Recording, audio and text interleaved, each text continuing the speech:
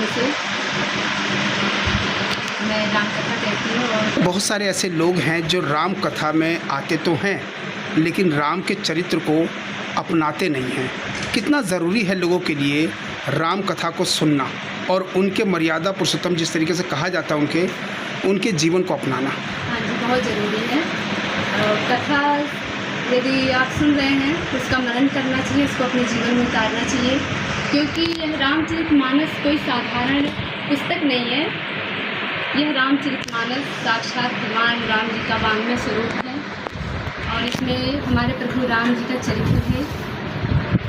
तो यह रामचरितमानस संस्कारों का सागर है।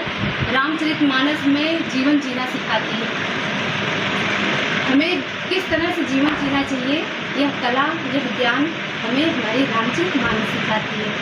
इसलिए सभी को रामचरितमानस से जुड़ना चाहिए। रामचरितमानस को पढ़कर राम जी के चरित्रों को, उनके आदर्शों को अपने जीवन में उतारना चाहिए।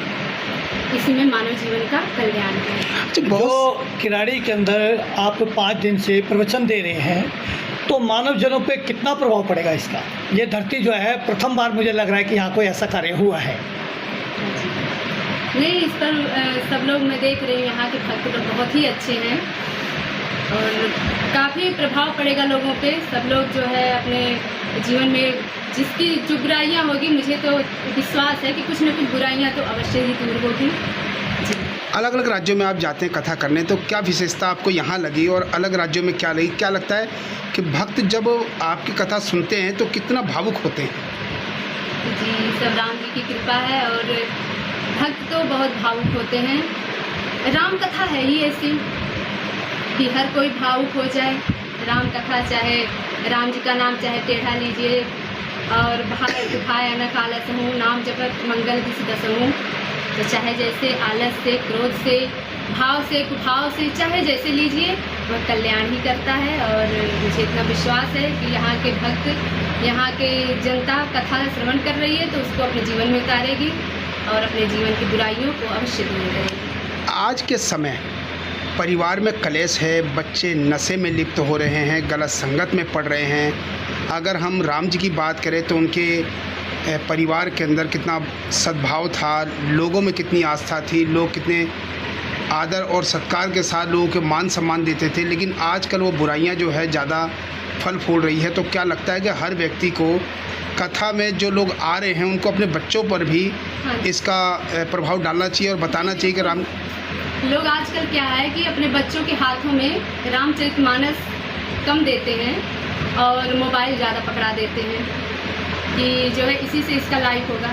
लेकिन इसी तरह से बच्चे बर्बाद हो रहे हैं, जो कि हमेशा जन्म लेते ही, पैदा होते ही माता पिता उनके हाथों में मोबाइल थमा देते हैं कि अब जो है इसी से हमारा बेटा महान हो जाएगा।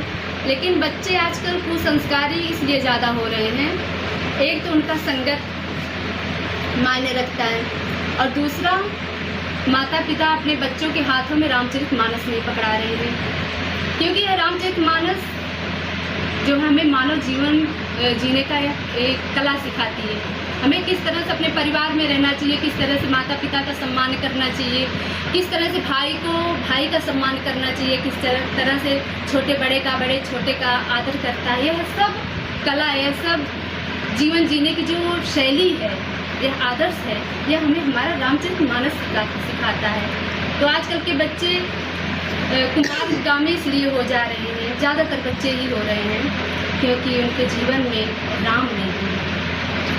अब क्या संदेश देंगे जो भक्त आ रहे हैं, जो नहीं सुन पा रहे, जो आपके ऑनलाइन के माध्यम से सुन रहे हैं या आपकी कथा को जहाँ तक लोग जान रहे हैं, जो आपको जानते वो सुन रहे हैं, उनके लिए क्या संदेश है?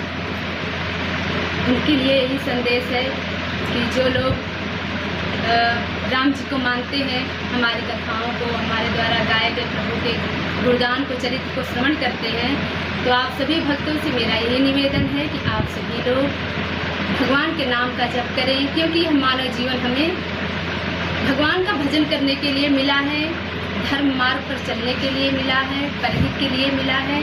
आप सभी लोग कथा से जुड़े, राम नाम से जुड़े, कृष्ण नाम से जुड़े, जिसको जो नाम प्रिय हो, राम नाम, कृष्ण नाम, राधा नाम, आप जुड़े, राम नाम का जप करें, इसमें आपका कल्याण है।